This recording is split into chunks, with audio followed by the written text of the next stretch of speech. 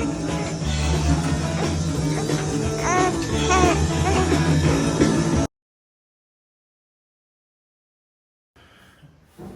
guys. Same Hey joke. guys, yes. Hey guys. My name is Cameron. If this is your first time seeing this video, and this is my unfaithful partner. Yes, I've told that joke 3 times now. We've tried to film this thing so many times. I'm tired. Yeah, but today we're going to be talking about Living abroad while the U.S. is essentially going up in flames. yeah, falling apart, which for sure we saw coming a long time ago. You didn't tell me your name. Oh, it's Becca. I'm not just unfaithful partner. It's Becca. Yeah, so we saw that the U.S. was burning down a long time ago, and there were people who saw this even earlier. There's kind of like just issues, just foundationally with the U.S. that we saw with education, with infrastructure, with common sense, with racism, Violence, policing. The focus less on family and more on money, cultural segregation, legal segregation. Yeah. Did I miss anything? Probably.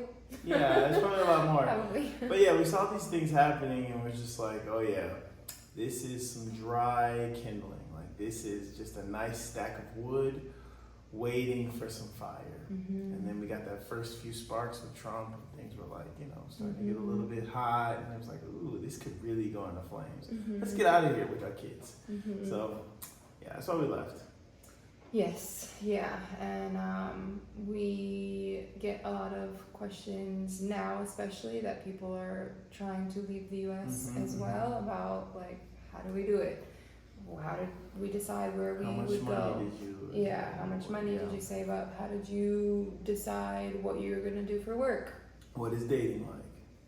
Yeah, honestly, like what is it like living there? We decided. Because we weren't always in Mexico. First, we went to Asia. We were in Southeast Asia for a while. Yeah. A little over 2 years. A little over 2 years. Because Vietnam was like a year and a half, but we were in other places before. Or are you talking about like the second time?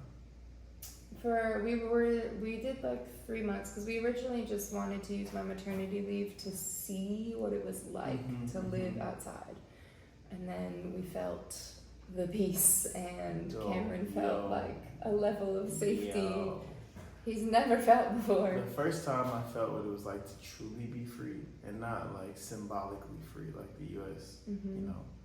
Pledge of Allegiance, kind of stuff, was on a beach in Da Nang. And I looked around and nobody cared about what I was doing. Nobody was in my business. Nobody was following me. Nobody was thinking about me. It was just complete peace. And I felt like we could just start a fire right there on the beach and everybody would just be cool. And it was a nice change of lifestyle, and it was a wake-up call. So then we were like, how do we do this? Like, how do we do this long term? And I think I messaged my job like at the end of the 3 months that I was not coming back, and Cameron started to. Well, you had already been looking into UX design. I had took a class at General Assembly, and then I was looking for jobs online. That took about 3 months to find something, but I think I really didn't search. So it took like a month, really, where I actually was trying to search and find a job. But yeah, that was an interesting situation that happened. We'll go more in depth on our travels. We basically were in Indonesia, and then from there we went to Thailand, then we were in Hong Kong, and then from Hong Kong we went to Vietnam, and then from Vietnam we kind of made our way back to the U.S. Right? Because he had got the job, but it was like slow. Super slow. $800. And we were $100 for the first month, and then it went to like 800, and then it just slowly snowballed, and like at peak it was fire at peak. But it was great. So we've spent like 6 months just kind of, because when we left the first time we weren't planning long term, so we still had like stuff in the States we had to get rid of. we had to figure out what to do with your car. Yeah. And so we like went back for a few months to arrange all our stuffs to where we could leave and we would have less ties there. Yeah. And we went back to Vietnam for 1.5 years. That was great. It was great. That was great. We would have been in Vietnam forever. We would have probably never left. Yeah. So if you get the chance, like, and I tell people this, especially black people, bro, like, you gotta get out the U.S. Like, you have to feel what it's like for somebody to just treat you like a human. You know what I mean? Like, when you really leave and you feel that love, bro, you feel that, like, I don't know, it's hard to describe. But I say, like, just travel. Just travel, just go somewhere so you can see what it's like. And we feel like because we've left, we feel the things we were kind of subtly feeling before, even more so. Like, it's like, man, like I was just living thinking that, yeah, there's a small risk of my kids dying by a gun when I send them to school. Like, that's just how things are. Yeah, like going to the grocery store. Like, I remember that New York shooting that happened where I saw the live stream. Yeah. And it's like, that's terrorism. Like, it's not just the level of danger. There's terrorism because now you're thinking about the grocery store, you're thinking about shopping malls and these places, and even church with the whole Dylan Roof situation. It's like America has a history of mass shooting. If you look back into the history of mass shooting, and it has ties with like mental health. I mean, that's something we can go into. Not gonna go into that, but there were just so many issues that we saw. We would have been like crazy to stay based off of the conversations that we were having and the things that we were kind of normalizing. Right. It was like, we have to go. Yeah, and like we feel like definitely when we go back, we see, I don't know, just like the stress of having all these people just working, and Culture shock. Nobody has time. Nobody is like spending time with their family, with their friends. Like, not growing. Yeah, and it's just like, it's not everyone. It's just definitely like a generalization, but like just within our circles and like the majority of what we were seeing. Yeah, most people don't have time. Yeah, and I feel safer with my kids, like just letting them go play outside. I don't have to be like looking around who's walking by and keep them close to me when we're out in public. And not everywhere, like obviously there's other places in the world that like you do have to do that. It's not just as simple as like you leave the States and everything's good. But I was talking like, because now I'm teaching English, I was talking to my student from Switzerland and my student from Poland. And they were telling me about leaving school and how they could just leave and walk and just go do what they want. And I told them about my childhood and the things that I was concerned about, and they were like, that's not normal. Everyone's like, what you're dealing with is not normal. So it's like, we're growing in an environment where you normalize things that are not globally acceptable and that aren't happening in other places. Yeah. So yeah, even my student from Turkey was saying the same thing. It's just like, you don't have to worry about that. And I'm like, wow. Yeah. We definitely feel the difference when we go back, and we would recommend, like, if you are leaving or trying to leave, to look into different places. Mérida is definitely like a safe hub in Mexico. I mean, there's tons. There's tons, yeah. It's like just the safest, but like there's other ones. Like, you can definitely worry about safety, but I feel like a lot of times the concept America is giving you it's not real. Just as dangerous. Like, you're gonna be just as at risk of things. So a lot of you are like, I need to leave, or you want to leave. You're thinking about it. You're like, man, I kind of have money. You're talking to your parents. You're talking to your cousins. You're talking to your significant other, whoever it is, and they're like, oh, maybe we should stay. Leave them. Leave them behind. Run for your lives.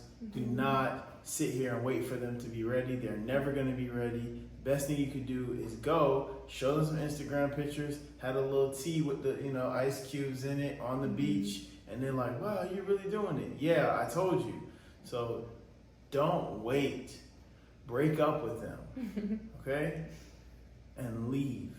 Because every moment you waste is a moment you could be spending doing something else. And remember, this life isn't promised. Any moment, telling you. So you better take your time. Everybody thinks, oh, I got this because life expectancy. That's not everybody. That's an average. So I'm not saying this to be like depressing or like macabre or anything. I'm trying to be real with you because this is why we left. To be honest with you, it was like the whole bucket list situation. It's like, why wait until you're on your bed to do something? You might as well do it all now because we don't know when we actually have the opportunity to do this. So if your family members are holding you back, my advice to you is to leave. Show them versus tell them. Yeah, sometimes like it really just takes you being like that first step forward and being like, this is possible. It's not what everybody is telling you it's like when we first left. They called me crazy. Yeah. They were literally joking and saying like, oh, I didn't think you were actually gonna move to Bali. That's yeah. But now like your mom's thinking of leaving the US. Your dad is definitely thinking of leaving the US. You will be the inspiration, or you won't, but you'll still be gone, and that's the whole point. I'm trying to tell you, man, just go. And you don't even have to go for a long time. Go for a month. Go for a month and a half. Put $600 on a little monthly whatever, and just go for a month and a half. And you can also find somewhere where it's easy for them to come to visit, so they can see for themselves what it's like to live here without like having to make a huge initial commitment. Because it was hard for when we were in Vietnam. It was much harder for family to come visit as opposed to where we're here. And you know, your mom comes and she's like, wow, like I feel relaxed and I'm getting up and I'm walking to the fruiteria and I'm like, life is coming back into me. Yeah, America is definitely, it's like you've been born into a gray box and you don't realize like, oh, there are other colors out there. And so they tell you these things that are scary outside the US because they want you to stay and they want you to get comfortable to your, you know, you're used to your gray box. It's like life happens, like it's not just like it's 24/7 vacation. Yes, it's not 24/7 vacation. Yeah, it's not 24/7 vacation, but like at least you're dealing with the regular life stuff without all of that other shit on top of it. Yeah, because there's a lot of other shit on top of it. And if you've noticed now that the situations are happening, there's a lot of flares going out. There's a lot of signals, a lot of red paint, you know, a lot of hoods. A lot of people are really showing you who they are and who they've always been. So it's getting worse. The divide is getting more and more worse. And this is okay. This is totally fine because this is exactly what we expected to happen. Well, maybe it's not fine for you, but you should leave. You know, you should get out of there while you still can because once they close the door, hey, you just make sure you're on the right side of the door when they close it. You know. Yeah, like a lot of places that you hear about, like a lot of places that you may move, you'll be just as at risk of danger as you would like any other American city. Like obviously when you're in the middle of like New York and there's a bunch of people around, like there's a risk of pickpocketing and there's a risk of pickpocketing in other major cities and there's a risk of death and you know whatever, but like it's definitely different. So just like focus on safety, but also if you can, like how we have consultations, talk to somebody on the ground because safety may not be a huge issue. I mean, for locals and expats, it's a different situation. Typically, so cause I'm like, yeah, this place is safe, and then you know, locals are like not for us. And this has definitely happened, and it's like, so as like an immigrant coming from a country with like a certain status, I guess. Yeah, like, I'm an American immigrant. Yes, I've immigrated from America, 100%. Yeah, but like it definitely comes with a certain level of like protection from things in a certain way. Shielding for sure. Shielding, protection, privilege, a lot of different things. Like it's different. Yeah, because I've noticed like with the passport, people treat you different. Yes, yeah. When I tell someone I'm American, they like even the police, like they all treat You do, yeah, I think I treated it a bit different. Yeah, so that's something to think about. Obviously, like, most countries have some sort of flavor of corruption within their government systems. For sure. It's just like what is going to affect you and what is going to be like worth the cost of putting up with, I guess. Yeah. For us, the flavor of corruption in the U.S. is racism. Not worth it. Oh man, lots of situations happening in the U.S. helping to expose the nationalism and the First Amendment says that we're not supposed to have a national religion. Did you know that? Just so we all know that the First Amendment protects us from having a national religion. You know. So, if you like this video, please comment, like, and subscribe. If you don't like this video, let us know in the comments that you hate us and you want us to stop making videos. Maybe one day it'll actually work. And then you can also leave us a comment. Leave us a comment telling us about your life and everything about yourself, and I'll read it, and then I'll ignore it, and then I'll go back to my life. But I'm sure it'll make you feel better. So if you want to do that, go ahead. And we'll see you next time. Merry Misadventures, signing out. Bye. Leave your whole life in the comments.